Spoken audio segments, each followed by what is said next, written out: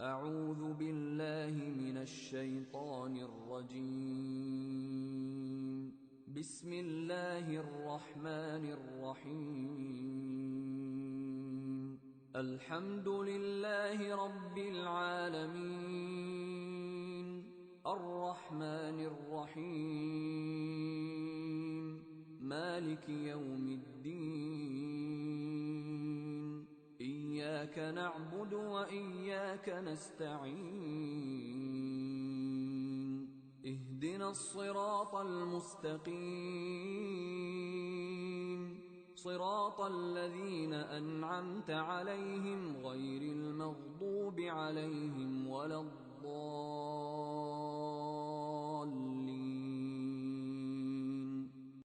بسم الله الرحمن الرحيم Адамзаттың асылы болған Алланың ең сүйікті, ең соңғы пайғамбары Хазіреті Мұхаммед Мұстафа саллаллаху алейкум вассалям айтты: Аллах тағаланың көркем 99 есімдері бар. Кімде-кім Аллах тағаланың көркем 99 есімдерін жаттап, оны үнемі қайталап жүрсе, ол міндетті түрде жұмаққа кіреді деген.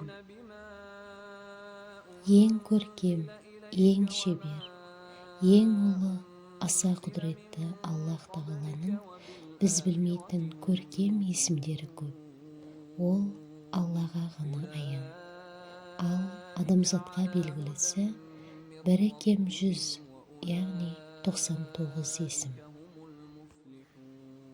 Күллі ғаламды, бүкіл әлемді жаратқан жаратушы иеміздің әрбір есімінің мағынасында үлкен сыр жатыр. Қазіргі таңда әлемдік ғылыми зерттеу университеттерінде ғалымдарымыз зерттеп, әр есімнің ерекше құдіреті, ерекше энергиясы бар екендігін, тіпті адам бойындағы кез келген ауруды жазып, адамның жолын ашып, ризығын көбейтіп қоятын керемет құдіреті бар екендігін дәлелдеп тапты. Аллах тағала Құранда келтіргендей, ең сұлу, ең көркем есімдер Аллаға тән. Аллах тағаланың көркем есімдерімен тіл қатып, оған дұға жасаңдар. Ағраб сүресі 180 аят.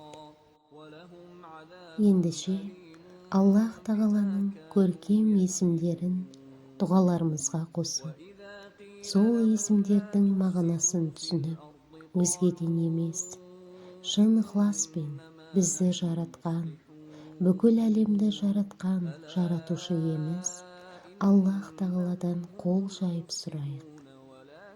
Пендем, алақандарыңды жайып сұраңдар, мен сендердің алақандарыңды бос қайтаруға ұяламын деген Аллах тағаланың уәдесі бар. Алла көруші, Алла естуші, Алла беруші, Алла берген садақаларыңызды көруші, Алла дұғаларыңызды естуші, сол үшін үнемі дұғада бол. Әр күн таңертең, кешке және түннің соңғы 3-ші бөлігінде тұрып, қол жайып Алладан сұрауға жалықпа. Дұғаларыңа Аллахтың көркем есімдерін қос. Аса қамқор, ерекше мейірімді, мәңгі тірі, күллі мүлік осында болған Раббым. Сенің рахмыңнан, өзіңнен жалынып, жалбарынып тұрып, алақанымды жайып тұрып жәрдем сұраймын.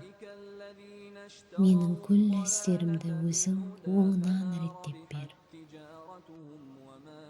Раббым, аслында мен сені Аль-Муджи, дұға етушілердің дұғасына жауап беруші, қажеттілігі бар құлдарының қажеттілігін өтеп беретін, сұрауға лайықты, жалғыз жаратушы деген есіммен таныдым. Осылай иман келтірдім. Раббым, олай болса, менің дұғаларымды қабыл болған дұғалардан етші. Раббым, саған мұқтажбын, менің дұғаларымды қабыл етуіңе мұқтажбын. Әміріңе құлдық деп алдыңа келдім. Қуаныштан қуанышқа, жақсылықтан жақсылыққа жеткізе көр деп алдыңа келдім. Бар жақсылық сенің қолыңда. Раббым, аслында мен сені Ар-Раззақ, күллі жаратылыстың жаны мен тәнін, азығын беруші, оларды жедіріп іштіруші, менің ғұмырымның ризығы өзіңнің ғана қолыңда болған жаратушы жаппар ем деп танып иман келтірдім. Раббым, егер сен менің ризығымды қысып қойсаң, кім мені ризықтандырмақ?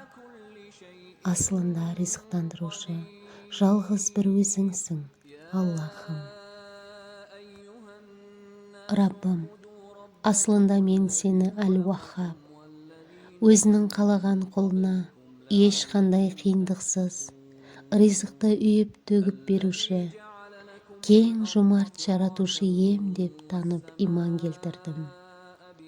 Түннен кейін күнді, күннен кейін түнді алмастыратын, күллі ғаламды жаратып, оны уысында ұстап, оларды алмастыру жеңіл болған Раббыма, мені ризықтандыру қиынға соғу мүмкін бе? Әсте олай емес. Әй нәсібім, олай болса біліп қой, сенің Раббың кең. Раббым, аслында мен сені Әл-Карим, ең жомарт, өте кең, біздің кемшілігімізге қарамастан кеңшілікке бөлуші, өте мейірім иесі болған жаратушы ем деп танып иман келтірдім. Раббым, мені сондай рахмыңа, кеңшілігіңе бөлеші. Сол сенің рахмыңнан кейін мен өзге ешкімнің жәрдеміне мұқтаж болмайтындай.